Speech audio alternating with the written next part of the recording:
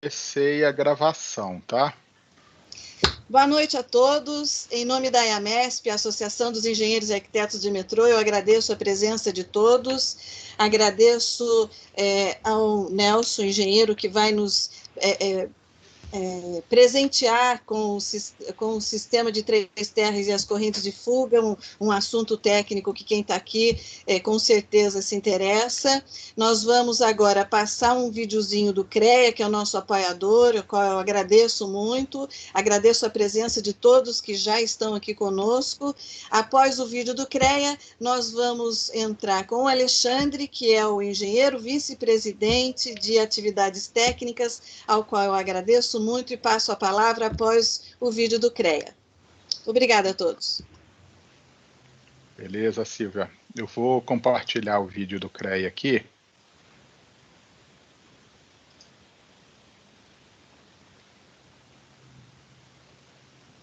Espera aí que eu fiz uma coisinha errada, que eu esqueci de ligar o som. Só um minutinho aqui. Deixa eu compartilhar novamente.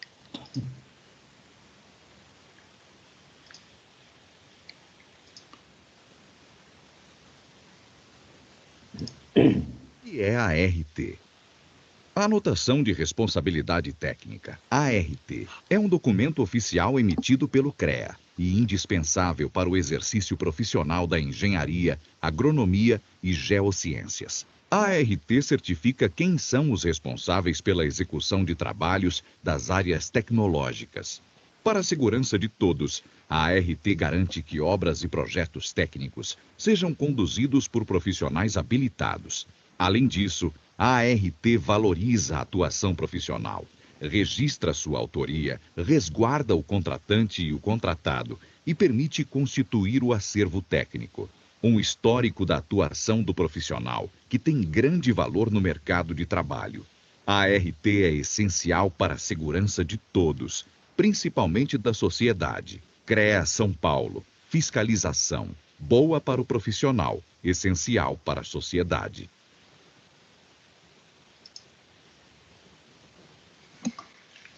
Foi certinho o vídeo do CREA, Silvia?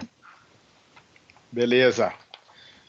Pessoal, a Silvia já fez uma breve apresentação aqui para a gente começar a nossa live. Nós estamos aqui hoje com o Nelson Alonso. Ele é engenheiro de produção pela Universidade Mackenzie, tecnólogo em computação pela Universidade Mackenzie e técnico em eletrotécnica pelo Colégio Industrial de Santos. Ele trabalhou por 38 anos no metrô de São Paulo, de 74 a 2012, sendo que ele tem experiência nas áreas de manutenção de campo em equipamentos auxiliares e subestações elétricas, e também na engenharia de manutenção das áreas de equipamentos auxiliares, subestações elétricas e via permanente. Nos últimos 12 anos, trabalhou como coordenador de manutenção da via permanente da linha 3 vermelha. E depois que ele saiu do metrô, em 2012, desde então ele trabalha em uma consultoria técnica, prestando serviço para diversas empresas, como o Metrô do Panamá, linha 13 Jade da CPTM, VLT de Santos, TIC, Trem Intercidades, primeira linha de metrô de Bogotá, linha 5 Lilás, QMC DAS do Brasil, e ele também é o autor do livro O Sistema de Três Terras e as Correntes de Fuga, que é o tema do nosso webinar de hoje. Desde já gostaria de agradecer a participação do Nelson em estar aqui com a gente. Eu acho que vai ser um assunto bem interessante para toda essa comunidade metroferroviária. E passo a palavra para o Nelson para conduzir a sua apresentação. Nelson, obrigado pela presença. Vamos lá. Primeiro, eu gostaria de agradecer a Silvia Cristina, que é a presidente da AMESP, a você, Alexandre de Freitas Pinto, que é o vice-presidente de atividades técnicas, e deixar uma referência aqui ao Gil Augusto, que está nos assistindo, pelas trocas de informações técnicas sobre esse assunto aí, já que ele é um remanescente da época de 73, 72 aí do metrô aí. Então, o que temos de informação, uma boa parte ainda encontra-se com ele aí. Isto posto, eu gostaria de entrar no assunto e só pedindo para você verificar qual tela que nós estamos aí nesse momento. Tá, legal. No momento, eu estou vendo a sua câmera, tá, Nelson? Estou vendo você. Então, eu vou tirar minha câmera daqui. Você está com os slides aí ou não? Não, ainda não apareceu para a gente, não. Então, você ativou o compartilhamento da tela? Compartilhei agora. Aí, abriu o PowerPoint agora. Tela cheia. Tela cheia. Estamos vendo a apresentação já. Então, vamos para frente.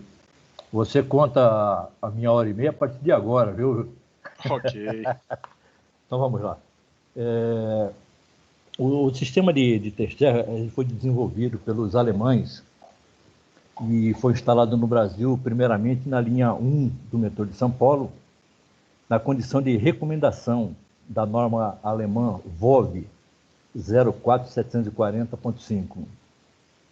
Os principais motivos de implantação dessa tecnologia eram da minimização das correntes de fuga e a minimização de processos de corrosão eletrolítica em estruturas metálicas enterradas e submersas dentro e fora das instalações do metrô, devido principalmente ao tracionamento de trens com corrente contínua. Esse cenário que eu estou abordando aqui aconteceu em 1967, que foi o ano de contratação da consultoria que trouxe as definições técnicas para a implantação na linha 1 do primeiro metrô brasileiro. Isso ocorreu em 1974, ano de entrada de operação da linha 1 azul do metrô de São Paulo. Mas qual era o panorama brasileiro nessa época, né? Quando já tinham instalado, estavam na fase de implantação do metrô, como é que a gente enxergava a parte de eletrificação no Brasil, já que o principal motivo de implantação do sistema de três terras era a proteção contra a corrente de fuga e corrosão em estruturas, advinda desse sistema de tração eletrificado em corrente contínua. Então, para a gente dar um panorama, a gente pode dizer o seguinte, que no dia 8 de outubro de 1892, oficialmente se deu o início da tração elétrica no Brasil. E foi com o bonde 104 da Companhia Ferrocarril do Jardim Botânico. E ele circulava entre o Teatro Lírico, localizado na Cinelândia, e a Rua 2 de Dezembro, no Catete. E teve como participante principal o presidente da República, Marechal Floriano Peixoto. Em 1910, ocorreu a primeira eletrificação de trem no Brasil, que foi o trenzinho do Corcovado. O historiador Demerval José Pimenta, em Estrada de Ferro Eletrificada, ele diz que a corrente fornecida às locomotivas é alternativa trifásica, de 50 ciclos, 750 volts, através de 2 fios de contato e retorno pelos trilhos.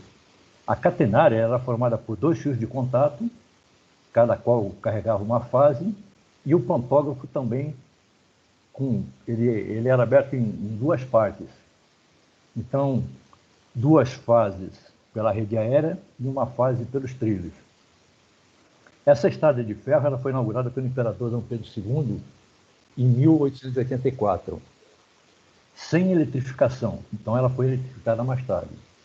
Para efeito da história do sistema de três terras, das correntes de fuga, a gente vai fixar o marco em 1914, que foi a primeira eletrificação de trem em corrente contínua, que ocorreu com a estrada de ferro Morro Velho, em Minas Gerais. Sobre isso, Demerval Pereira relata que a tensão era de 550 volts, alternativa, e a linha de transmissão ela vinha de subestação com 5.200 e 28.000 volts. Essas tensões eram baixadas para transformadores de 330 volts, que depois elas movimentavam motogeradores e que proporcionavam a corrente contínua. Em 1953, o Brasil contava com 1.559 quilômetros de vias eletrificadas em corrente contínua. E nesse slide a gente mostra a relação toda, né? A primeira estrada de Morro Velho, ela tinha somente 8 quilômetros, depois vinha o ramal ferroviário Campineiro, com 28, e a terceira, a Companhia Paulista, com 452 quilômetros, isso em 1922 já, né? E depois, seguindo essa série, a 10ª foi em 1953, que foi a Ferrovia Paraná-Santa Catarina, com 36 quilômetros.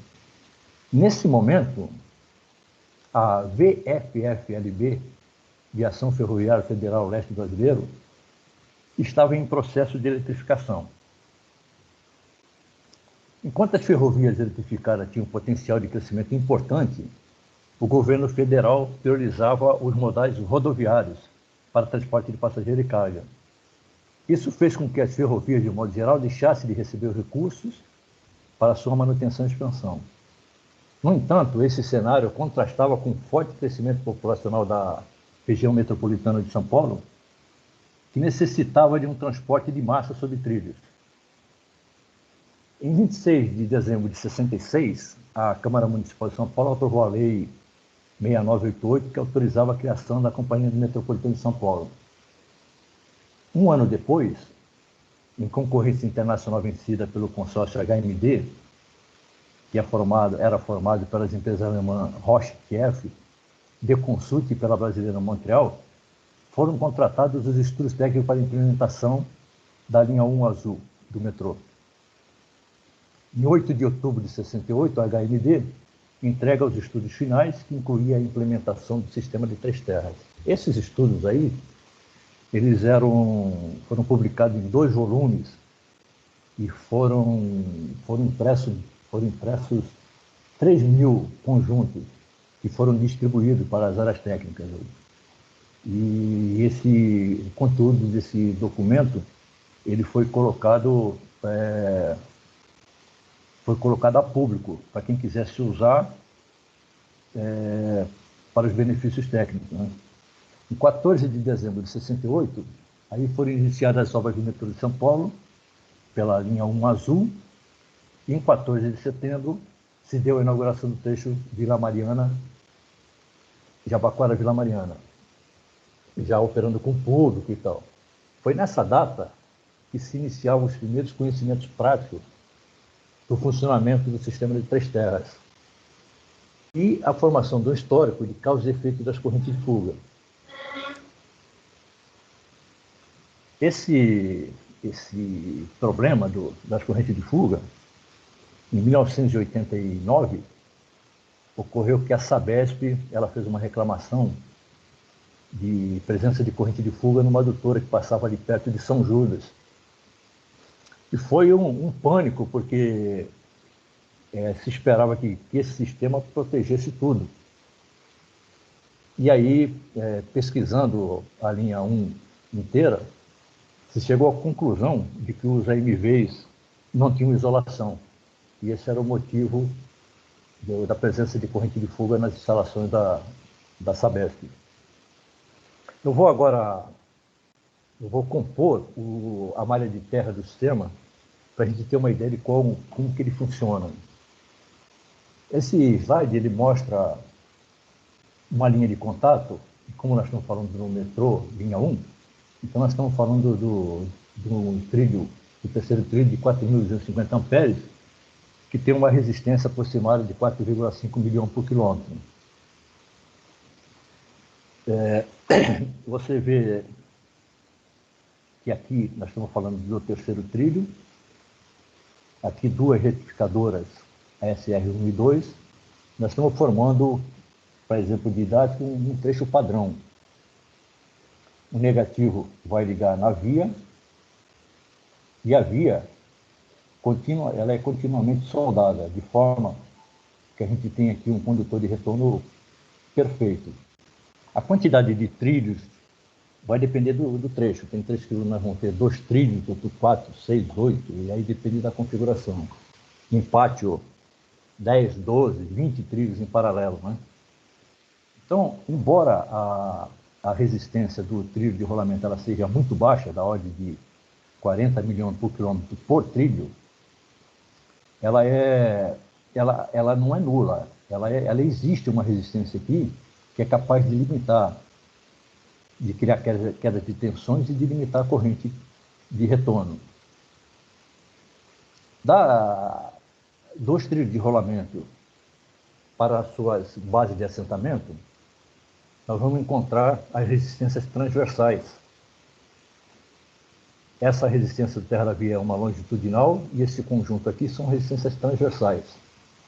Essas resistências elas são dadas por placas de assentamento, por buchas isolantes, material isolante em si, que mantém o terra da via suspenso, flutuando. Embora a gente chame isso daqui de terra da via, ele não é um terra porque ele não está referenciado a nada. Ele é um retorno mesmo das correntes. E quem indica, quem faz com que isso aconteça, são esse conjunto de resistências aqui. Cada uma dessas aqui representada por uma área, por um conjunto de resistências. Abaixo das resistências transversais do terra da via para o terra do túnel, que é esse aqui, nós vamos encontrar a ferragem, as barras chatas que estão ligadas à ferragem estrutural logo abaixo do cilindro de rolamento. A ferragem estrutural de viga suporte, de lajes e tal. Então, essa resistência aqui, ela já está numa ordem de grandeza de 90 milhões por quilômetro. A gente vai percebendo que essa malha ela vai se formando e quando ela é perfeita, muito bem projetada, muito bem construída, muito bem assentada, ela deve provocar corrente de fuga muito baixas. A corrente de fuga que escapar do terra da via, ela vai circular pelo terra do túnel em sentido à sua subestação retificadora de origem. Abaixo do terra do túnel, nós vamos encontrar as resistências transversais entre o terra do túnel e o terra externo. Essas também formam um bloqueio para as correntes de fuga não escaparem do sistema metroferroviário para fora das instalações. E elas vão escapando numa proporção. A que circula aqui pelo terra externa ela deve ser mínima, de alguns amperes só, no máximo, mas no final elas também retornam para a subestação retificadora, se juntam com a do terra do túnel, com a de retorno, e vão fazer a sua configuração normal. Para a gente entender mais ou menos onde cada peça está localizada, eu estou trazendo aqui um sistema cut and curve sem impermeabilização externa, que ele vai mostrar que o trilho é o terra da via, abaixo da viga suporte tem a ferragem que estrutura as vigas suportes e tem as barras chatas aqui. Essas barras chatas são do terra do túnel. Depois vem um impermeabilizante e abaixo do impermeabilizante nós vamos ter outra ferragem dessa outra estrutura, com barras chatas também, que são o terra externo. Ele está mostrando aqui, ó, em volta do túnel todo. Então nós temos aqui o terra externo. E é essa configuração aqui ao lado. Trilho terra da via, ferragem abaixo do trilho terra do túnel, e após a isolação, o terra externo. Para a gente ter uma ideia de como isso se comporta, ou como está a instalação, esse é um modelo do VLT de Santos, que ele é assentado sobre uma laje, e aqui do lado, embaixo de onde será a viga suporte, ele tem duas barras chatas de cada lado. Então, aqui o trilho é o terra da via, terra do túnel, e como ele não tem túnel aqui, esse aqui, a parte externa, é o terra externo. Como que é feita a captação? No nosso caso, nós vamos pegar da rede de energia, né, da rede de contato, para o trem. Aqui, nesse caso, é uma catenária rígida, então a transferência sai da catenária rígida para o pantógrafo e trem. Esse caso aqui, do terceiro trilho, sapata, trem. Esse caso, catenária móvel, pantógrafo, trem. E o retorno, o retorno das correntes é feito através das correntes para os trilhos de rolamento. A variação que tem mais comumente achada nesse sistema é quando você não tem um terra do túnel. Por exemplo, numa região de céu aberto, com lastro de brita, então não tem um terra do túnel. Nesse caso, a configuração fica o trilho terra da via, aí vem os elementos isolantes, vem dormente, vem brita, e o solo é o terra externo.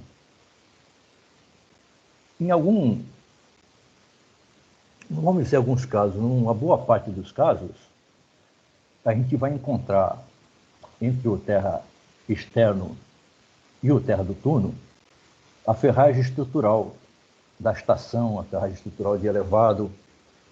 Essa ferragem aqui, ela, por projeto, ela fica imersa, ela fica embutida no concreto com uma espessura de 5 centímetros em todas as suas extremidades, com concreto de 600 ohms por metro, quando seco. Então, por causa dessa ferragem estar nessa posição, na verdade, acaba acontecendo uma espécie de quarto terra.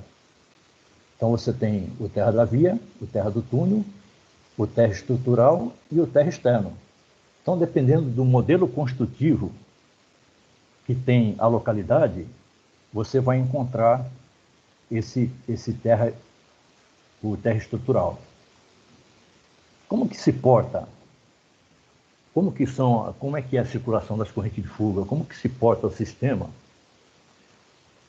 É assim, sempre representando os dois trechos, as resistências todas perfeitas, o sistema está isolado. Isso aqui seria o santo grau do sistema de três terras. Então, o trem é alimentado pelas duas retificadoras, metade da corrente fornecida para SR1, metade para SR2, passa pelo trilho, e depois ele chega, com a transferência da roda para o trilho, ele chega nesse ponto aqui. O maior volume, a maior intensidade de corrente, ela se divide em dois e vai circular pelo trilho de rolamento em sentido a SR2 e em sentido a SR1.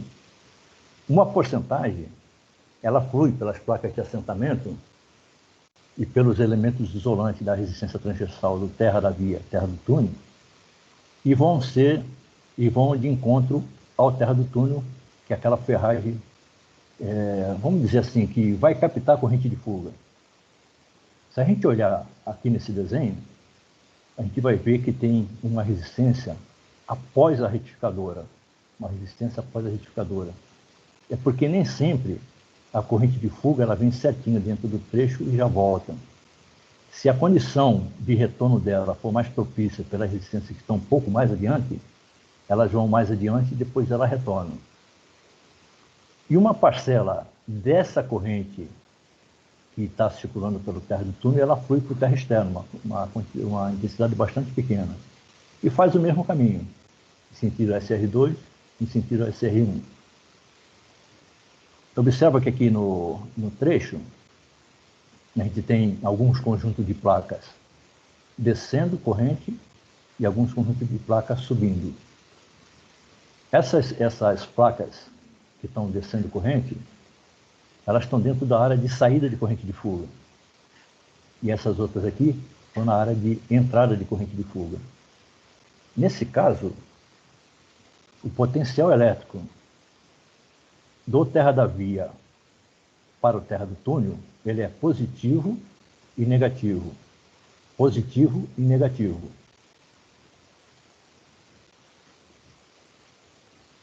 Desculpe.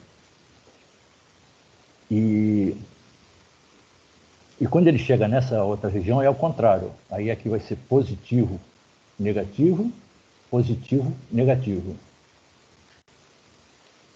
Então, esse gráfico que foi encontrado na revista de tecnologia veicular do I3E de março de 2016, ele dá uma noção bastante interessante sobre tudo isso daí. Ele é um gráfico que ele tem um meio ponto zero,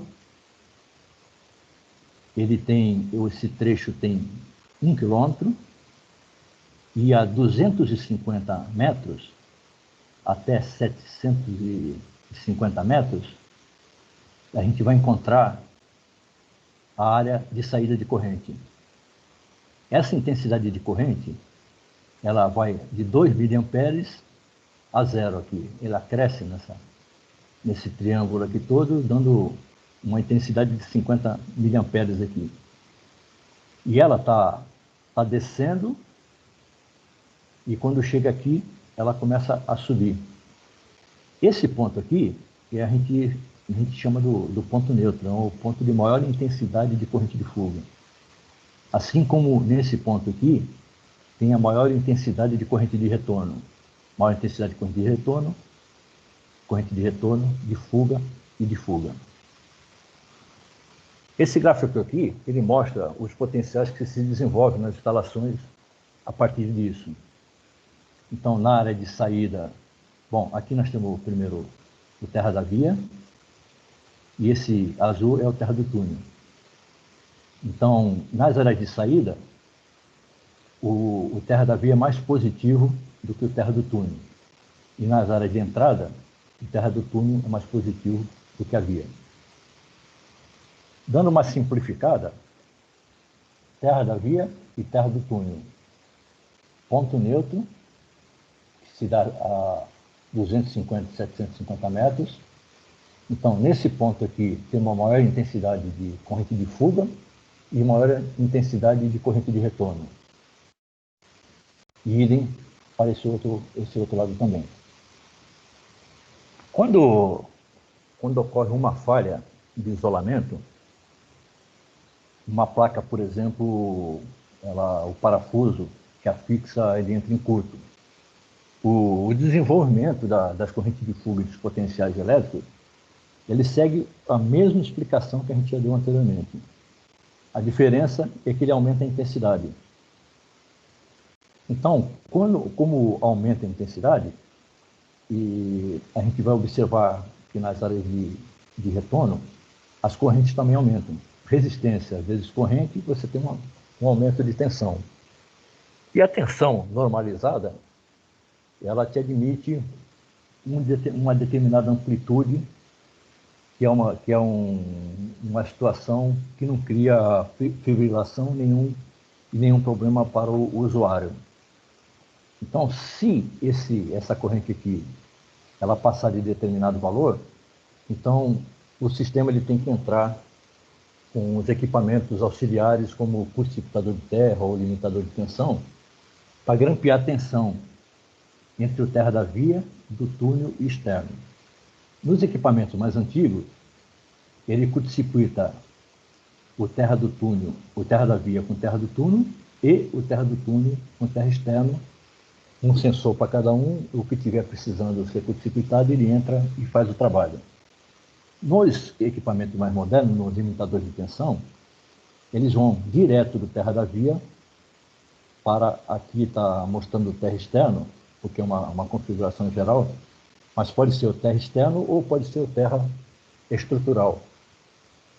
O objetivo é tentar bloquear essas sobretensões aí. Quando o usuário está na plataforma e ele faz a transição do trem para a plataforma, da plataforma para o trem, ele vai encontrar a seguinte situação. A carcaça do trem ele está no terra da via e a plataforma está no terra externo ou no terra estrutural. Quando ele faz essa transição, que está com um pé dentro do trem e outro na plataforma, ele vai pegar a diferença de potencial dessa resistência com essa corrente, dessa resistência com essa corrente, somados. E esse valor pode causar algum tipo de dano para a pessoa, algum tipo de problema, até que pode chegar até a morte, em alguns casos aí. Então, os equipamentos curto-circuitadores de terras, eles entram para bloquear essa situação, para colocar o usuário ou as pessoas que trabalham nessas localidades numa zona de conforto. Quando a gente fala em correntes que estão saindo em regiões da NV, no começo, em 74, o sistema ele funcionava assim, era o trilho, uma placa metálica parafusada no dormente e o dormente engastado no concreto. Então, como o lençol freático normalmente é alto, e o dormente ele fica engastado mais ou menos 3/4 dele nessa região, essa parte de baixo ela fica toda úmida e às vezes até com água mesmo. Não só umidade que sobe por capilaridade, por vaso comunicante, ela é água mesmo. Então isso facilitava a saída da corrente do trilho pelas placas, por baixo da placa e pelos parafusos. Os parafusos normalmente eles sofriam mais porque é a teoria das pontas, estavam mais próximos do local de circulação de corrente, então ele tinha uma menor resistência. Agora, quais são as causas do aumento da corrente de fuga? O que a gente tem observado, e a gente começou falando nisso, precisa o sistema estar bem projetado, ele está bem executado e ele está bem mantido. Essa é uma situação comumente encontrada, né? Onde as placas isolantes elas estão mergulhadas dentro do concreto. O elemento isolante é um elemento sensível. Ele não pode sofrer esses ataques desses produtos provenientes do concreto. Então, quando você vai fazer a limpeza disso tudo aí, sempre o material já foi agredido. Ele já foi picotado, ele já foi amassado, perdeu uma parte das suas características. E é por aí que as correntes de fuga acabam aumentando. Esses parafusos aqui, que a gente encontrou, encontramos na linha 1 azul. Esse da direita aqui é um parafuso novo e esses outros aqui com graus de corrente de fuga variado. Observa que esse caso aqui já não tem rosca nenhuma. E a placa, ela só estava apoiada em cima desse toquinho que ficou aqui do pescoço do parafuso. Nesses casos aí, o AMV estava em reta, mas se ele tivesse em curva, era uma situação bem propícia para descarrilamento do trem. Para a gente ter uma ideia da importância do corpo roscado, quando a gente isolou os AMVs da linha 1, a gente teve que acrescentar 2 fios de rosca, teve que comprar parafuso com 2 fios de rosca para compensar aquele que estaria sendo perdido porque o parafuso subiu para poder entrar o isolante no meio. Esse aqui é o caso de sujeira. Isso é o que a gente mais encontra por aí. Falta de manutenção, falta de limpeza. Esse aqui é um lastro já todo saturado. Então, tudo isso daí contribui para que a resistência transversal do trilho para o solo ou para o terra do túnel, ela seja degradada, seja menor. Quanto menor a resistência, mais corrente de fuga vão ser encontradas fora do sistema. Esse é um caso de uma junta isolante não aparafusada direito, dá para ver que o parafuso está frouxo aqui. Então, se a corrente de retorno ela segue pelo trilho e ela não encontra um caminho de baixa resistência, normalmente dado pelas sobras, ela vai fluir para o solo. E fluindo para o solo, ela vai ocasionar corrosão em estruturas metálicas enterradas, como adutora, gasoduto, oleodutos. Esse é um caso real de uma cordoalha no terra do túnel. O terra do túnel ele é feito em módulos. E para ligar um módulo ao outro, são utilizadas cordoalhas com especificações muito bem definidas e tal. E não pode mudar o material e nem pode alterar a resistência de contato da cordoalha com a ferragem, com a barra chata. Quando isso ocorre, em vez da corrente tentar seguir pelo terra do túnel, ela flui e vai seguir pelo terra externo ou pelo terra estrutural, causando os danos que a gente já falou. Esse é um caso que ainda está ainda está no local, instalado, no metrô. Aqui tem a ferragem de um bloco de concreto, aqui é do outro, e a cordoalha aqui, que deveria estar ligando os dois.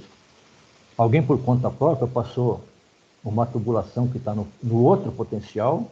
Esse potencial aqui é do terra do túnel, e esse potencial aqui é do terra externo. Simplesmente, essa pessoa acabou interligando os dois sistemas. E esse caso aqui é um caso inédito.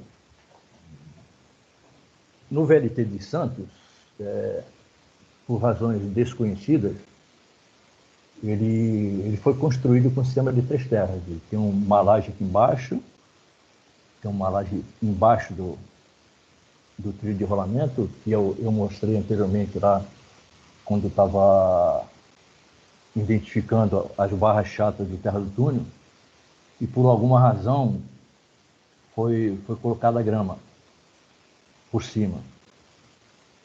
Ele foi inaugurado em 2017, se não me falha a memória. E agora, em novembro de 2020, em uma estação, a via 2 de uma das estações lá, ela teve um recalque.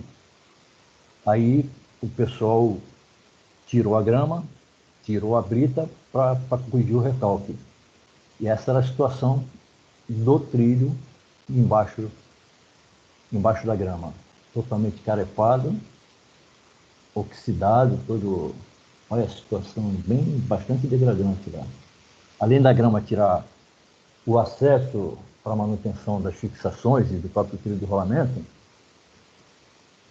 ela impede o processo de secagem, de secar e de molhada pela chuva. Esse processo de secar e molhar que a gente vê nos trilhos, ele cria uma camada de óxido passivador que ele não evolui, ele protege o aço do trilho. Nesse caso, como ele não respira, dá essa corrosão. Essa não é uma corrosão por corrente de fuga. Pela posição onde ela se encontra, ela está numa localização que a corrente está entrando. Mas eu trouxe aqui para mostrar que nem toda grande ideia ela traz benefício para o sistema. Esse é um sistema que foi gasto um dinheiro bastante significativo para manter a isolação, para manter um sistema padrão internacional para controle das correntes de fuga. E no final, com a tomada de decisão de colocar grama, você perde o investimento, você gasta em manutenção por causa do acesso, você tem que manter mais equipamento guardado e estocado, e esses trilhos vão ter uma frequência de substituição bastante grande. Isso porque pode-se usar grama, mas tem um projeto específico para esse uso aí. Nesse projeto você mantém os afastamentos ou você propicia condições de acesso aos pontos de fixação e com isso você pode utilizar. Nesse caso em particular, a região da Baixada Santista, a água que tem embaixo, você cava meio metro, a água já é salobra. Então tem esse agravante de ter uma água com bastante condutibilidade elétrica. E quando a gente fala de manter a isolação, a gente perde o controle quando chove. Quando chove, as fixações elas ficam úmidas e propiciam a saída de corrente do trilho de rolamento pelas fixações para ir alcançar o terra do túnel, terra externa, estrutural, todos os terras. Agora, uma placa bem dimensionada, uma placa bem desenhada, uma placa bem projetada, ela te permite uma secagem rápida. Porque o trem ele tem algumas funções que facilitam, que propiciam a recuperação de isolação da via. Primeiro, quando ele se desloca, ele empurra, ele faz uma camada de ar sobre as placas de assentamento, soprando elas. Um trem a 70 por hora, ele tem mais ou menos 7 segundos de sopragem sobre as placas.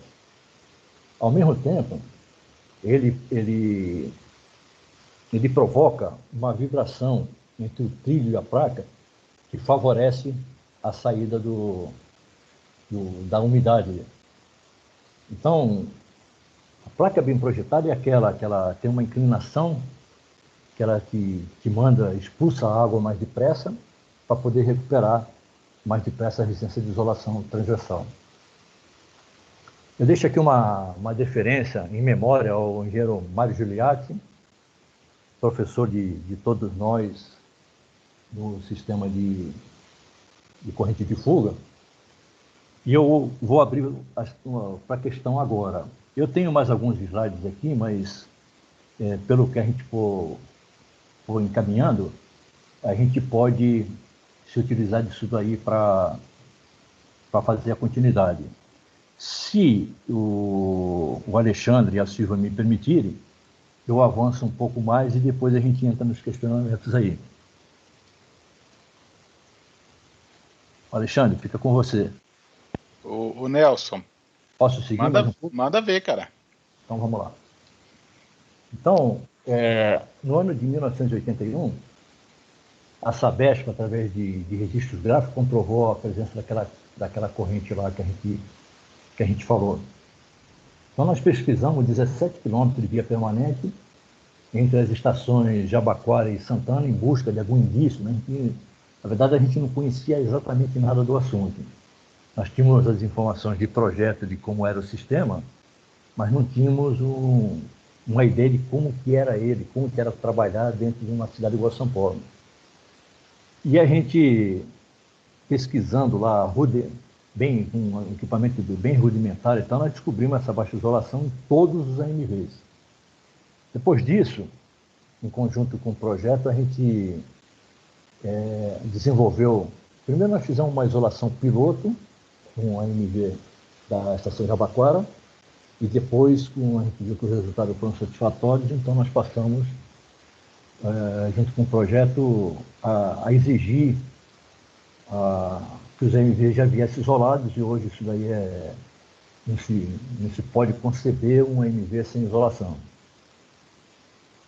Os demais trechos, ele possuiu excelente isolação, principalmente na região de viga suporte e placa do tipo Land, né?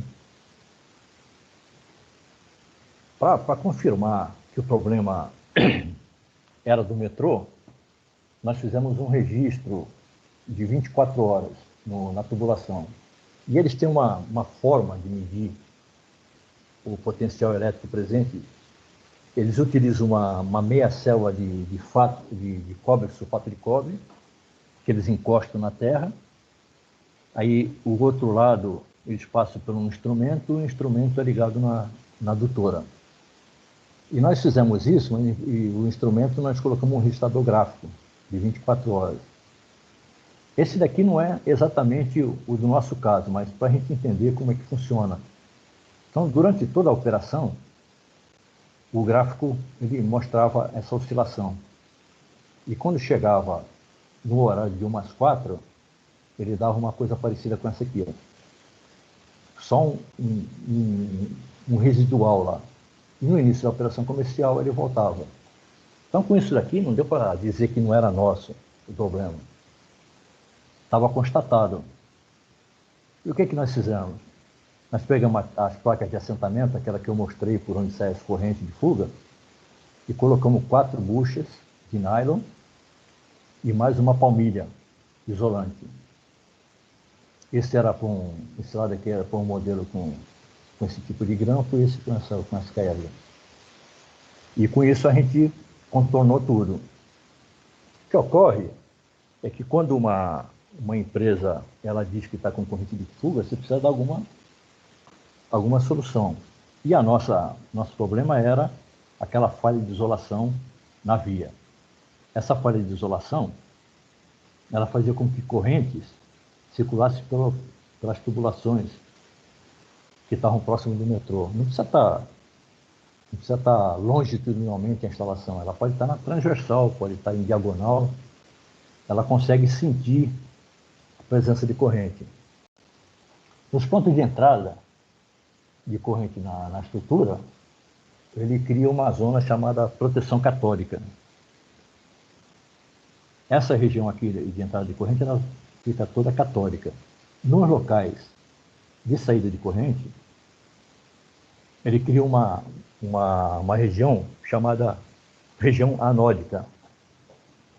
Na região anódica, a corrente, quando ela sai da estrutura, ela vai retirando materiais, chegando a fazer furos gigantescos aí. Eu cheguei a ver dentro do metrô um furo com um diâmetro de mais ou menos de 15 centímetros num tanque de combustível.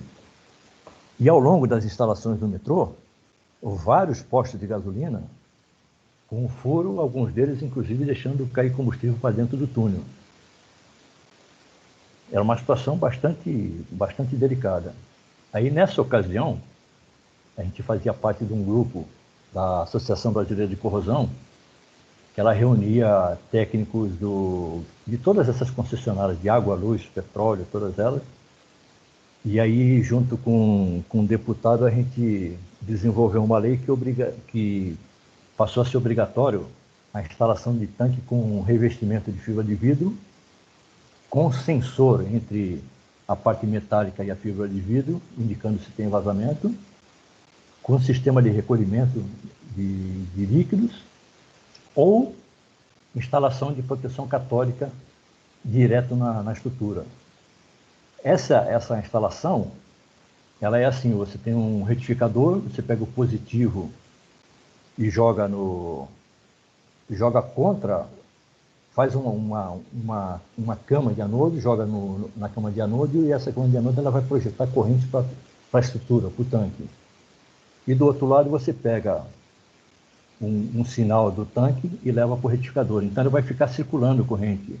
Retificador, cama de anodo, tubo, retificador. E isso aí fica continuamente. O problema desse tipo de instalação é que qualquer falha que tenha o sistema, um fusível queimou, faltou energia, automaticamente o processo de corrosão ele se inverte. No caso dos tanques revestidos com fibra de vidro, não, ele faz um impedimento de entrada de correntes externas para dentro do tanque.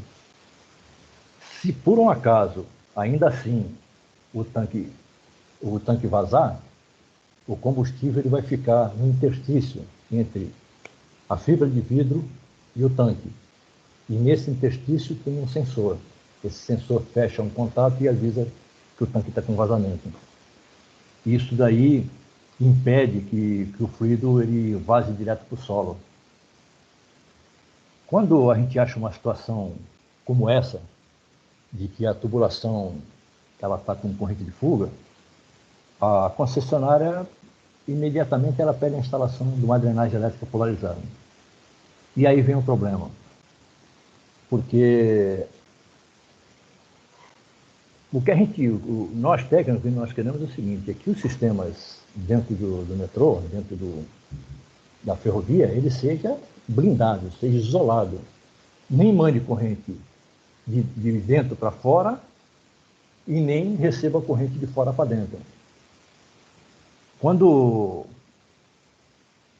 é colocado essas drenagens elétricas polarizadas, primeiro, a escolha do local para a instalação desse ponto de retorno ele tem que ser muito bem definido, tem que ser num ponto neutro, tipo impedance bond, bobina shunt, para sistema de sinalização mais antigo, sabendo que por aqui pode circular corrente de fora para dentro da instalação. Mas, por que se instala a drenagem elétrica polarizada? Porque nessa região aqui, na região de retorno, a corrente ela se concentra e ela aumenta demais a intensidade.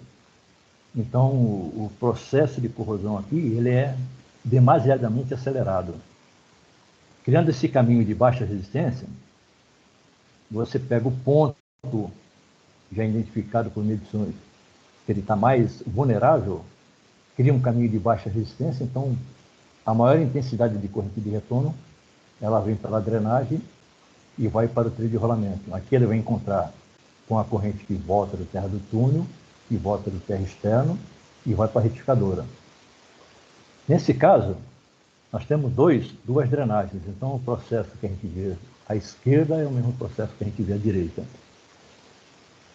O metrô tem drenagem com a Sabesp, com a Comgás, com a Petrobras, porque tem determinadas situações que não tem controle. O principal problema de ter aumentado o número de drenagens instaladas é que não existe equipamento para você identificar a curto espaço de tempo onde que o problema se localiza. Por exemplo, esse caso dessa falha aqui, essa resistência, eu falei que ela representa um conjunto de resistências.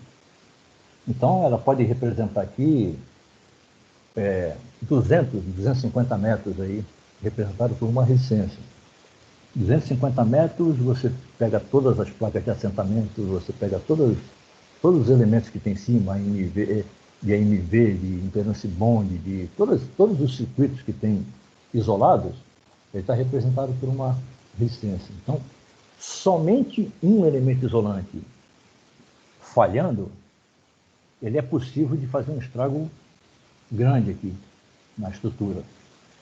Quando o caso é muito localizado, assim, por exemplo, uma fuga muito grande no parafuso, a energia por um parafuso deixa ele incandescente, sai fumaça, o operador do trem vê, então você vai lá e rapidamente conserta. Às vezes entra até na operação comercial, saca esse parafuso, a placa fica sem um parafuso, porque uma placa fora do lugar ela não altera nada a segurança operacional do sistema. Então você faz isso. Agora, quando essa resistência aqui, ela representa uma centena de pequenas resistências em paralelo, então a única maneira de você corrigir o problema é você tratar todas elas. Então, para tratar todas elas, você tem que entrar com um projeto. Aí, entrando com um projeto, você tem que fazer modificações. E quando o sistema está operacional, fazer modificações com o sistema funcionando é um gasto medonho e um custo muito alto e o tempo de execução também extremamente alto. Por isso que eu volto novamente a dizer, se o sistema for bem construído, for bem instalado e for bem mantido, você passa a trabalhar com essas peças aqui como peça de reposição. Aquela placa lá, aquele conjunto de placas lá entrou no ano de não sei quando lá, elas eram cada placa para ter 250 mega-ohms e elas estão com 10 ohms, está na hora de trocar. Você faz uma programação, substitui a peça, ela volta como novo. Agora, se você já tem problema da época de instalação, de construção, que foi absorvido na época de montagem e que não está sendo tratada na época de manutenção, esse conjunto de corrente que foi para o teste externo, ele só é crescente. Isso daí, eu vi durante meus 40 anos mexendo com isso daí, é o que mais acontece. É falta de manutenção. Alguns sistemas hoje no Brasil têm algumas equipes próprias para isso, mas a maioria, quem dá manutenção no sistema de três terras é um eletricista, um ajudante, um mecânico que está pendurado na área de elétrica. Na minha época de metroviário, nós tínhamos duas equipes, uma na Norte-Sul, Norte-Sul linha 2 e outra na linha 3. Full time, fazendo pesquisas, tentando achar locais ou confirmando o estado de isolação dos locais e o que precisava ser mexido, era mexido. Então esse excelente sistema, que é o sistema de três terras, ele necessita que em todas as suas fases ele tenha excelência. Esse caso aqui, eu falei no outro slide que quando tem sobretensão perto das estações, então entrou o equipamento limitador de tensão. Hoje chama limitador de tensão. Na linha 1 e linha 3 chamava-se curto-circuitador de terra. Fazem a mesma função, apenas que o limitador ele já curto-circuita o terra da via com terra externo. Ele já faz um bloqueio geral ele grampeia já 2 terras de uma vez. Esse caso aqui também a gente vai encontrar uma filosofia um pouquinho diferente, mas fazendo na porta de plataforma. Então a porta de plataforma estaria nessa parte de baixo e ligada ao terra da via, justamente para controlar a transição do passageiro do trem para a plataforma ou vice-versa. Em algumas instalações, a gente vai encontrar os 2 casos, a drenagem elétrica polarizada junto com o limitador de tensão. E, estudando assim, com algum detalhe, às vezes um acaba interferindo no outro, mas sempre para proteger o usuário.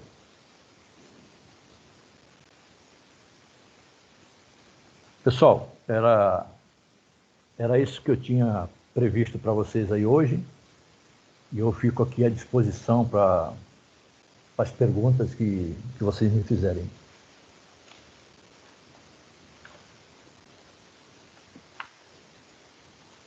Beleza, pessoal.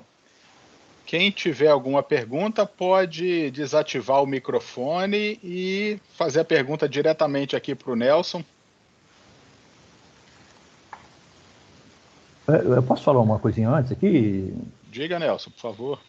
É o seguinte, esse material que eu estou trazendo para vocês hoje, ele está contido no livro que a gente falou logo no início lá, que é o Sistema de Três Terras e as Correntes de Fuga. E a gente está trazendo uma parcela. Ele tem 38 capítulos, abordando desde passagem de trem em zonas de transição, catenária rígida, como você entra num bloco de manutenção, sai, o que acontece quando você tem concorrência de veículos na via, e tem uma série de ligações de fim de linha. São 38 capítulos tratando só sobre o assunto corrente de fuga. Ô, Nelson, então, oi, desculpa, achei que você tinha parado só tratando sobre corrente de fuga, aproveitando que tem um colega nosso aqui que perguntou para você, aliás, ele escreveu: Nelson, parabéns pela apresentação, um assunto extremamente interessante, muito bem explicado. Eu gostaria de saber se o seu livro aborda sobre modelamento, simulação e cálculo de corrente de fuga potencial negativo terra para o sistema de tração elétrica em corrente contínua. E quais referências você indica para aprofundamento no assunto observadas ao longo do desenvolvimento do seu trabalho? Um abraço, obrigado, do Juan Streitenberger Guedes. Difícil nome. Bom, obrigado aí pelas referências aí. Eu tenho falado para o nosso colega o seguinte, esse livro, ele não teve como objetivo ganhar dinheiro. Tanto é que a gente publicou no e-book. Porque se fosse fazer no físico, eu ia ter prejuízo, porque teria que ter uma tiragem mínima, e nessa tiragem a gente vê... eu tenho o meu editor, ele me manda a quantidade de livros vendidos, né? Então eu coloquei a venda em agosto. Eu não vendi 40 livros.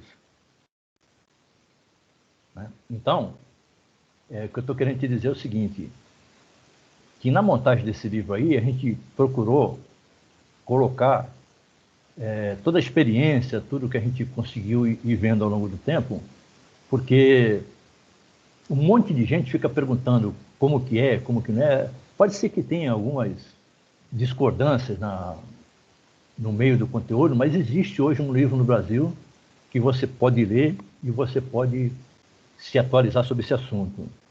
Então ele fala um pouco de cada coisa.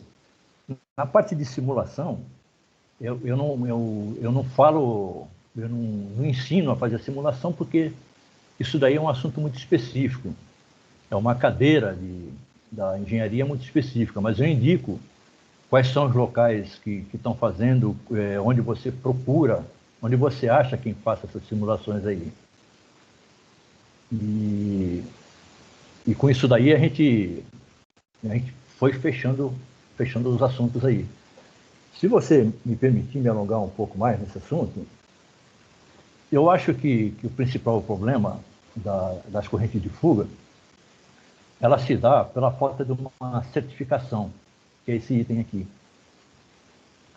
Se a gente tivesse uma metodologia onde você construiu um pedaço de via, vai alguém e já faz a medição antes de fazer a concretagem, já vê se os valores estão corretos. Quando você está para inaugurar, alguém bota uma cordoalha, você vai lá e já mede a cordoalha. E você vai somando isso daí num histórico, esse sistema ele é perfeito. Se você fizer ele direito, ele é perfeito. Então, falta hoje uma certificação, falta fazer melhoria das especificações técnicas. Eu trabalhava com uma empresa e a empresa falou, olha, precisava dar uma analisada nesse documento aqui. Quando eu fui olhar, o documento eu que tinha feito no metrô. Quer dizer, o pessoal pega, replica e vai mandando para frente. Quer dizer, não tem melhoria de processo. E a outra coisa que falta é um monitoramento contínuo. Então, hoje, as empresas, elas botam lá um voltímetro ao longo da instalação e quando tem sob tensão, eles avisam, olha, está com sob tensão na instalação. Como se isso daí fosse aquilo que o pessoal de manutenção está precisando. O pessoal de manutenção está precisando é um sistema que diga, olha, nesses 50 metros de via permanente você tem uma falha. E esse livro, ele apresenta uma proposta para fazer isso daí, perfeitamente execuível, que vai te dar uma condição assim rápida de você retirar o problema. Eu tenho, por experiência, problemas que demoraram mais de 5 anos, não são todos os casos, mas terão mais de 50 mil pontos de fuga na via. Mas nós tivemos determinados problemas aí de demorar 8 anos para ser retirada. É inadmissível, porque durante 8 anos a corrente de fuga está provocando problema. E agora eu vou falar uma coisa defendendo das correntes de fuga. Nem sempre elas são ruins. Por exemplo, quando você termina a operação comercial, é comum que os pontos de fixação, os parafusos, a água e a umidade, elas vão se movimentando, chegando a esses pontos aí. Quando você liga o sistema, começa a operar o trem de manhã, a quantidade de corrente de fuga é muito alta. E aí, por processo de eletrólise, por problema pela passagem de corrente ali naqueles pontos, eles vão evaporando isso daí e a resistência de isolação vai melhorando. Então, as correntes de fuga, num curto período de tempo, elas favorecem a melhoria da resistência de isolação. Isso aí é perfeitamente mensurável, é só botar um equipamento entre os dois sistemas, você isola uma parte da via, mede, você vai ver que a corrente no início ela é bastante alta e depois ela vai descendo, o que é proporcionalmente inverso à resistência. Não sei se eu te respondi a tua pergunta aí, até me estendi um pouco, eu peço desculpas. Silvia? Ele agradeceu, o Nelson. Eu não sei se... Bom, Juan, se tiver ficado alguma dúvida, manda aí para gente. Enquanto isso, eu vou passar para a próxima pergunta aqui. O Davi, da Transurb de Porto Alegre, ele falou que o sistema lá é catenária e a dúvida dele é o seguinte: gostaria de perguntar ao engenheiro Nelson se já observou problemas em função do cabo de cobertura da via ser conectado na estrutura de uma estação. Qual é o nome dele? Ô Nelson, você não quer finalizar o compartilhamento dessa apresentação para a gente te ver aqui, a sua explicação? Ah, pode ser. Como é que eu faço? Encerra o compartilhamento. Lá perto do microfone, aquela caixinha. Estou com medo de... Aqui. Pronto. Peraí que aí a gente ainda não está te vendo não, Nelson. Não está me Vê vendo? se sua câmera está ligada. Estava desligada.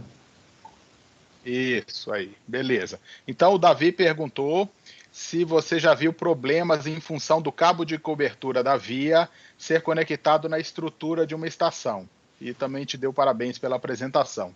Obrigado pela pergunta aí, Davi. Davi, eu vou falar um negócio que para você deve ser uma novidade. Eu já trabalhei numa transferência de tecnologia do metrô de São Paulo com o metrô de Porto Alegre, no Transurb. E esse cabo que você está falando, na ocasião que eu tive lá, eu pedi para tirar. Então, esse cabo, ele faz uma... Esse cabo, se não me falha a memória, faz muitos anos, mas ele era ligado no impedance bond. E eu mostrei para o pessoal que você estava polarizando, estava mantendo o potencial da via permanente na estrutura de cobertura da estação, que tinha que ser tirado de imediato. E o pessoal falou que ia tirar, mas pelo que você está me falando, não tiraram. A via permanente, só para a gente ter uma regrinha geral assim, ela tem que ser totalmente isolada, não pode ter nada ligado a ela. O terra do túnel tem que ser totalmente isolado, não pode ter nada ligado a eles. A não ser sistemas de proteção e de sinalização, que pelas próprias características elétricas, eles já se mantêm isolados por natureza. Interessante. Vamos lá, a gente tem mais uma pergunta aqui do Roney. Nelson, existe um cálculo de uma distância segura entre a tubulação e o trilho? Não Essa existe. tubulação seria uma tubulação aí, uma rede da Sabesp, por exemplo, isso? Aí o que acontece é o seguinte, quando o pessoal está fazendo a instalação de uma rede dessas, próximo ao sistema metro ferroviário com tração em corrente contínua, já é de praxe que ele tem um revestimento na estrutura, que ele tem duas características, mecânica e isolante. Então, quando ele é novinho, o revestimento, você bota uma proteção católica pequenininha, e essa proteção católica, o que é? É um retificador que alimenta uma cama de anodo, que joga um feixe de corrente para a tubulação.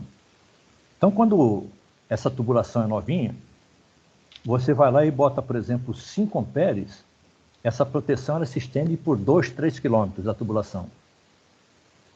Conforme o tempo vai passando, e essa tubulação, esse revestimento, ele vai perdendo as características dela, e como é que ele perde? Ele vai criando pequenos pontos de entrada nessa manta que fica em volta dele. Então, você precisa ir aumentando essa corrente. Você começou com 5, você passa para 10, faz a medição e vê se está protegido. Só que, em vez de você ter um alcance de 2, 3 quilômetros, cada vez ele é menor. Chega a um ponto de você estar protegendo, por exemplo, 200 metros, 300 metros, e mais adiante você tem que fazer nova proteção católica. Então, você fica com um conjunto de proteções católicas lá. Então, a distância que fica da tubulação por terra, ele leva em consideração outras coisas. Por exemplo, no metrô, da via permanente até chegar à parte de fora, você tem barreiras de concreto, você tem barreiras isolantes, você tem barreiras de revestimentos e tal, e o próprio solo que também ele tem uma resistência elétrica. E depois você alcança a tubulação, e a tubulação também tem seu revestimento. Quando tudo isso daqui é novo e ele funciona perfeitamente, mas conforme vai envelhecendo, por isso que algumas vezes que eu tenho falado aí, que a gente tem um revestimento na estação, isso com o passar do tempo, ele envelhece. E você não consegue fazer manutenção de revestimento de paredes externas. Imagina que lá na Praça da Sé, por exemplo, olha, está com uma falha de revestimento aqui. Quem é que vai furar um monumento daquele lá para chegar lá e substituir um pedaço de manta e não garantir o resto? Né? Aquilo vai ficar por isso mesmo. Outras coisas têm que ser desenvolvidas que sejam mais permanentes, né? E isso daí eu acho que passa dos produtos isolantes e produtos impermeabilizantes, eles passam para proteções elétricas, igual a proteção católica.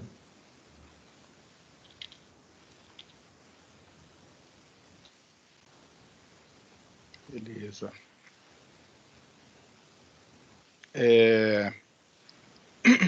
Nós estamos aqui com o Magno Santos, está com a mãozinha levantada. Magno, você quer fazer uma pergunta, um comentário, um elogio? Primeiramente, boa noite a todos, parabéns pela iniciativa, ao Nelson também pela explanação e o tema altamente relevante no meio, né? Meu nome é Magno Santos, eu faço parte do time de engenharia de manutenção do VLT Carioca e estou começando a minha carreira por agora, né? Sou bem jovem aí perto de toda essa experiência que vocês apresentam e esse ramo ferroviário, ele é muito... ele cativa muito, né? Quem entra nele, eu acho que por isso que todo mundo que entra não sai mais, né? Fica até terminar sua jornada de trabalho. Né? É uma cachaça. Então, eu queria, Nelson, fazer uma pergunta. Eu achei bastante interessante aquele slide que você apresentou, que tem tipo uma pirâmide ali e tem umas distâncias, né?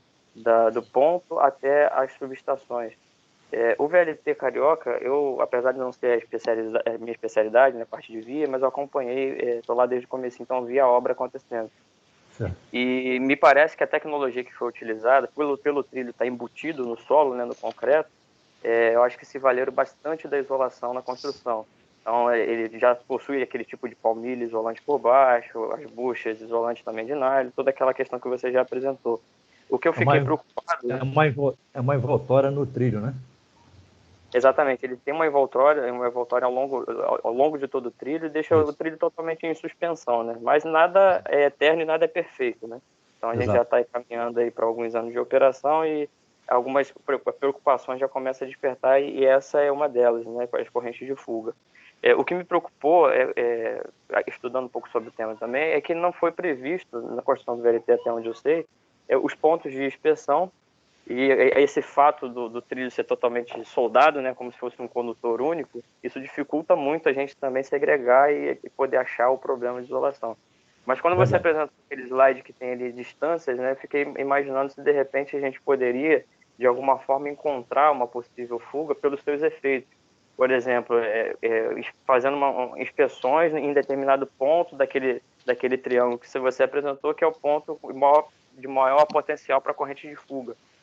Eu fiquei me imaginando aqui, né, se a gente conseguiria, de alguma forma, definir essa região, que vai ser complexo lá, porque não é diferente de metrô, de trem, né, uma linha reta de longas distâncias. Né? A gente tem um emaranhado de curvas de linha 1, linha 2, linha 3, uma cruzando com a outra, com subestações no meio.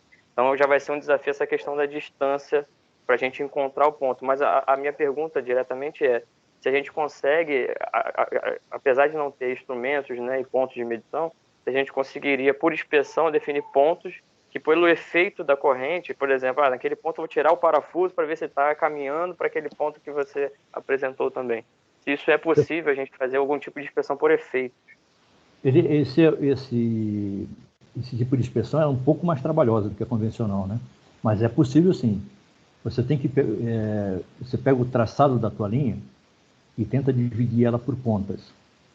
Eu quero dizer o seguinte, vamos supor que você tinha uma linha vertical e uma horizontal bem no meio, tá certo? Então na verdade, você tem 4 pontos de medição. Então, você tem que classificar a tua via por pedaços, sempre por pedaços. Se nesses pedaços aqui você tiver 5, 10, 15, 20 trilhos, não importa, você vai considerar ele um pedaço. Aí a segunda sequência é o seguinte, tem os aparelhos de mudança de via. Normalmente, os aparelhos de mudança de via, pelo fato de eles se moverem, eles estão mais suscetíveis a a perder a isolação, estão mais suscetíveis a romper os elementos isolantes. Então, o que você faz? Procura estar perto do jacaré. Nessa região do jacaré, você tira como área de amostragem. Então, você tira a placa, faz análise da placa, você tira, marca a posição direitinho, leva para o laboratório, para a oficina, e faz a medição sempre fora. É mais fácil você substituir e fazer as avaliações fora do que você tentar fazer a avaliação dentro. Você perde muito tempo. Então é melhor você coletar os materiais, levar, medir e depois você trazer. A outra coisa, esses elementos isolantes que você tem ao longo da via, eles são removíveis. Eles são bipartidos, de forma que você consiga fazer a substituição. Então, seguindo aquela orientação daquele gráfico lá que você viu lá, você tem que se preocupar com o trecho do meio e com o trecho próximo da retificadora. Então, próximo da retificadora, até uns 250 metros de cada lado, e no meio da via também. Então, o que você faz? Planeja você tirar uns elementos desses para fazer inspeção visual e inspeções elétricas. Você tira uma amostragem de uma perna dessa aí e vê, não, tá bom ainda. Por que eu estou te falando isso? Existem umas placas que a gente chama de tipo Landis, uma placa americana, que quando ela é nova, você mede 250 megômetros. Eu até falei um pouco antes lá. Então, nova 250, em processo de substituição com 10, e com 1 megômetro você tem que tirar ela de qualquer jeito. Por quê? Porque a placa que está embaixo do trilho, ela forma um conjunto de resistências em paralelo. Então, quanto mais você vai perdendo a resistência do conjunto de placas, mais você aumenta a corrente de fuga. Se você tiver uma placa com 250 megômetros, você pode dizer que não vai corrente de fuga nenhuma. Ela é mínima, vai ser da ordem de picoamperes aí. Se você já tiver com 1 megômetro, essa corrente ela já tem alguns miliamperes. E você não tem uma placa sozinha, você tem um conjunto de placas. Então, quando um conjunto de placas fica velha, você vai ter a somatória de alguns miliamperes que no final pode dar dezenas, até centenas de amperes. Para ter uma referência, aqui em São Paulo, hoje é CPTM, na Radial Leste, uma vez foi medido 500 amperes numa caixa d'água. Então, esse assunto ele é bastante grande. Está certo que o VLT é menor, as potências são menores, as correntes são menores, tudo é menor. Mas existe uma proporcionalidade nisso. Isso quer dizer o seguinte, se lá o problema ocorreu com 2 meses, no teu vai ocorrer com 3 anos, mas vai ocorrer. E se você tiver um sistema que ele é coberto, igual aquele caso da grama que eu mostrei lá, que não é o teu caso, você não vê o que está acontecendo embaixo. Quando você faz a inspeção da via permanente, você vê a cabeça do parafuso, você vê o trilho e vê a placa. Mas você não vê o corpo do parafuso dentro do buraco. Então ele pode estar sendo corroído e ter uma situação daquela que eu mostrei de um parafuso pequeno, você passa a batida e fala, não, está tudo ok. Mas se você não tirar por amostragem para ver o comprimento dele, o estado de corrosão que está sofrendo naquele lugar, você perde a referência. Então, no teu caso, você tem que fazer um plano de retirada de amostras para você certificar de que está tudo certo. E o ideal era você ter um histórico dessas amostras que você tira, do local que você está tirando e quais os valores que você vai medindo. Porque se você voltar daí a um tempo no mesmo lugar e tirar o mesmo parafuso, tirar a mesma placa, você consegue estabelecer uma curva de decréscimo da corrente, da resistência de isolação. E quando ela chegar num valor mínimo, você já tem que ter um plano para trocar tudo. Porque se você não trocar, sabe quem vai sofrer com isso? É a população que está em volta do teu sistema. Porque esse pessoal, ele não entende nada de corrente de fuga, e de repente tem uma tubulação de água dele lá que está corroendo, ele vai lá, substitui, porque furou a tubulação. Ele não sabe a causa. Mas às vezes é você que está provocando. Então, ao longo da tua linha, você pode estar trazendo um transtorno grande. Por isso que, eu vou repetir, sistema bem montado. Você falou VLT, mas é BRT, né? Não, VLT mesmo, VLT carioca. VLT carioca. Então, um sistema bem montado, um sistema bem instalado e construído, um sistema bem mantido, que é a tua função agora, você vai garantir uma longevidade do sistema. Você vai evitar o descarrilamento, você vai evitar corrosão nas estruturas laterais. E a gente não pode esquecer que no Rio de Janeiro, como Santos, aqui onde eu moro, você cavou meio metro, você já está com água salobra.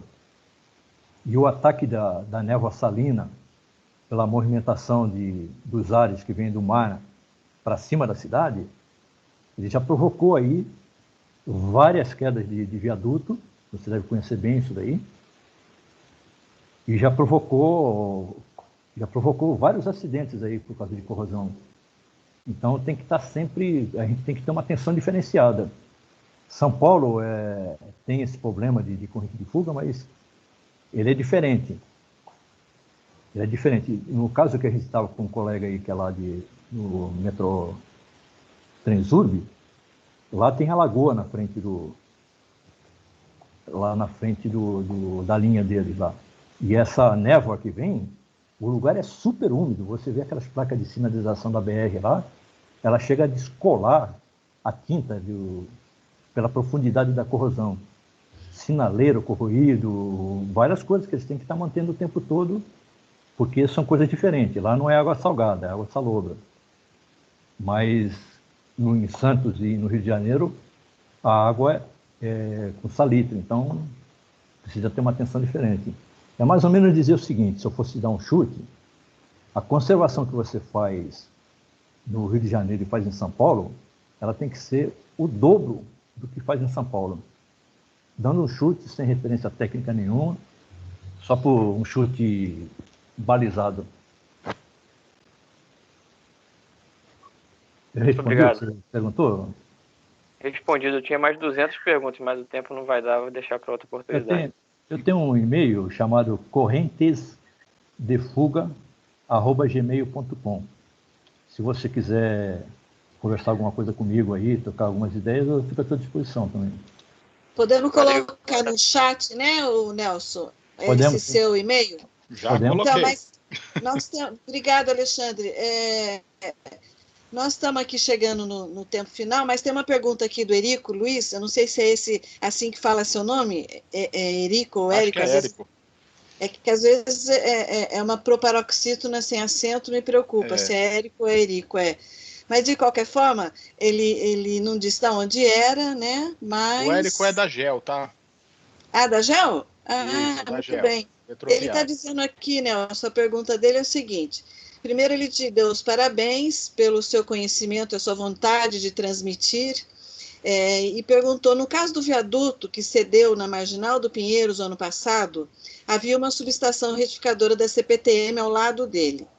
Além da idade da estrutura e de falhas na realização de conservação daquela via, seria possível as correntes de fuga terem auxiliado na degradação desse viaduto? Perfeitamente. Érico, essa mesma dúvida que você tem aí, quando eu vi a reportagem, eu lembrei dessa subestação, ela está a poucos metros, acho que 100 metros, ela é bem próxima ali. E ela está num ponto de retorno das correntes de fuga. E o viaduto, aquele viaduto ali, seria um caminho natural, embora ele tenha, entre o pilar e a parte de cima, ele tenha os aparelhos de amortecimento que são isolantes, né? A gente não pode descartar uma falha, porque a conservação dessas obras de arte e essas estruturas em São Paulo é um negócio assim de outro mundo, né? Não tem um programa assim, né, de conservação. Eu lembro uma vez lá no viaduto Guadalajara que os pilares chegaram a afinar também. E ele foi interditado, foi contratada uma empresa para fazer um engrossamento, né? Fizeram uma armadura em volta da existente e fizeram um preenchimento de forma a aumentar a parede dele lá. Quando o pessoal abriu o buraco por baixo do tabuleiro, empoçava a água, que era um negócio absurdo, assim. Quando eles conseguiram abrir um quadrado para poder tirar a água que estava lá dentro, ficou jorrando lá, primeiro aquele volume grande, e depois ficou pingando lá, ficou caindo pequena quantidade, em 3, 4, 5 dias. Então, como o processo de construção de viaduto ele segue mais ou menos um padrão, eu fico imaginando que aquele lugar lá, onde o rapaz aí falou, ele podia estar com aquelas caixas também tudo cheio d'água, tudo favorecendo passagem de corrente, tudo favorecendo uma condição de corrosão. Mas aquilo ali era o caso típico mesmo, assim, que você olhava e falava, isso é corrente de fuga. Como a gente não analisou, não participou da investigação, não dá para dizer, mas que tinha todas as características, tinha. Ô Nelson, eu sou civil, espero que você tenha respondido, né? Porque eu realmente eu entendi. O Érico disse que tem até uma curiosidade aqui. Eu não sei se é uma curiosidade, eu tenho até receio de falar, porque é uma suspeita do efeito da corrente de fuga naquelas explosões dos postos de inspeção no Rio de Janeiro. Então, não vou levantar isso, que isso pode polemizar, né? A gente não sabe se é ou não, que coincidia com diversos lugares dos incidentes. Mas eu sou civil, eu estava pensando numa coisa aqui. Diversos anos eu acompanhei, há alguns anos acompanhei, quando a gente começou a instalar os maçamolas, diferentes modos de maçamola. Isso aí interfere em alguma coisa no sistema de corrente de fuga ou não? Ele, de uma forma geral, ele melhora, porque ele mantém um afastamento da via, da caixa da via, para o chão, né? Então, ele ajuda a manter o terra do túnel mais suspenso. Então, melhora. Que bacana. Tem alguns casos aí, igual aquele sistema do Gerg, e aquele sistema português que usava cortiça, é que o problema daquela cortiça lá é que ela não se posicionava, ela não ficava parada num lugar. Mas cortiça é isolante também, né? Então, se você for ver o conjunto, o bloco da via assentado sobre a cortiça, na verdade você teria um elemento isolante a mais. Ah, que bacana. Do terra da via para o terra do túnel, você tem a placa isolante e mais o concreto, e do terra do túnel para o terra da estrutura, você teria o concreto e mais a cortiça. A cortiça. Mas ela se deslocava lá embaixo, porque quando o trem passa, ele cria um efeito hidráulico na laje, né? E aí ele vai fazendo aquele efeito hidráulico, ele vai empurrando, e quando você vai ver, está quase tudo num lugar só, assim, parado. Nós tivemos alguns problemas com alguns tipos de maçamola, até escolher tinha uns que explodiam ampolas de cola, tinham, né, que eram dentro de um cilindro. Enfim, Alexandre, você tem alguma coisa para nos dizer? Porque nós chegamos aqui às 19h33. O Nelson, eu fico muito contente porque nós estamos com mais de 25 pessoas, né, nesse tempo todo, de um assunto rico, que para quem é ainda da área deve ser mais ainda. Eu não entendo muito e ainda assim fiquei atenta aqui nessa 1h30 que passou muito rápido.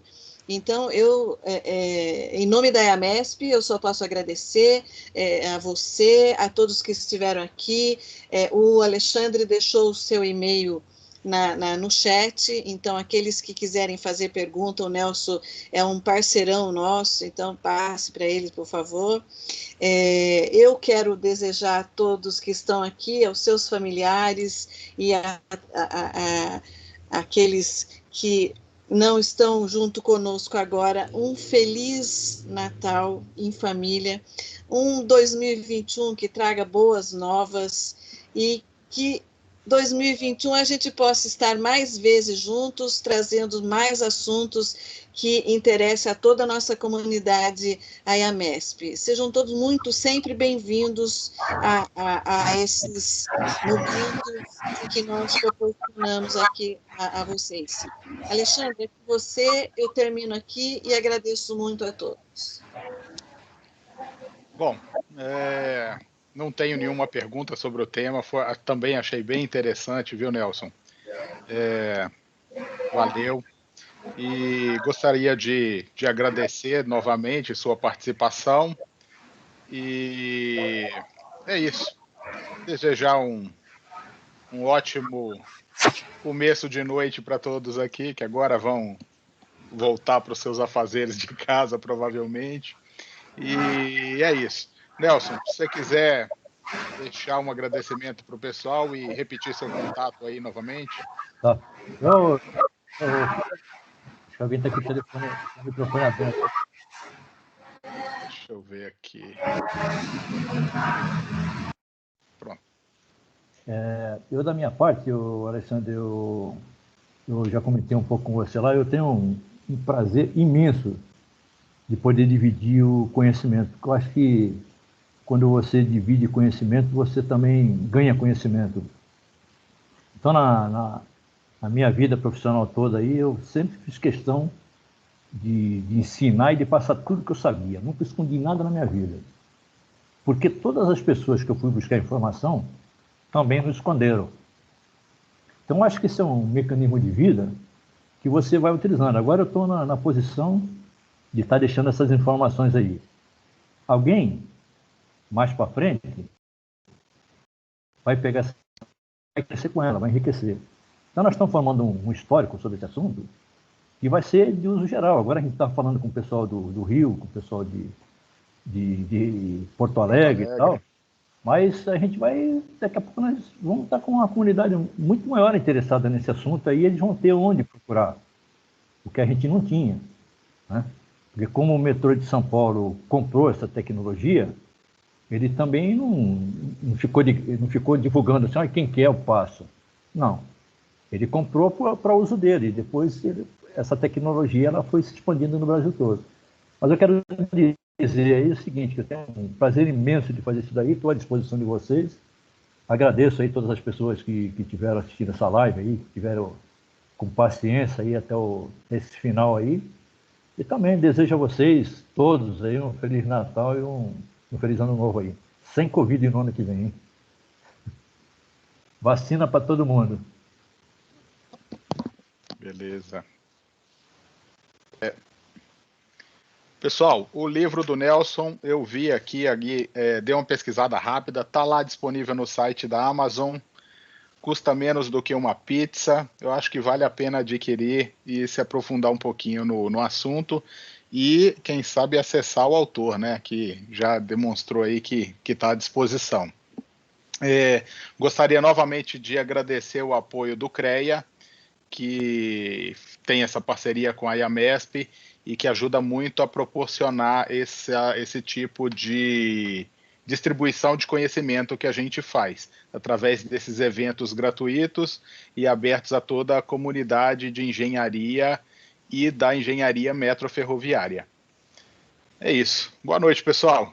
Boa noite. Um abraço a todos. Último recado. Esse webinar, eu fiz uma gravação dele, se tudo correr bem aqui, a gente vai disponibilizar no canal do YouTube, no canal da IAMESP, ok? Você acabou de responder uma pergunta que fizeram, então, Leandro, legal. Ainda não está disponível, tá? Eu vou baixar esse vídeo e fazer o upload lá no YouTube.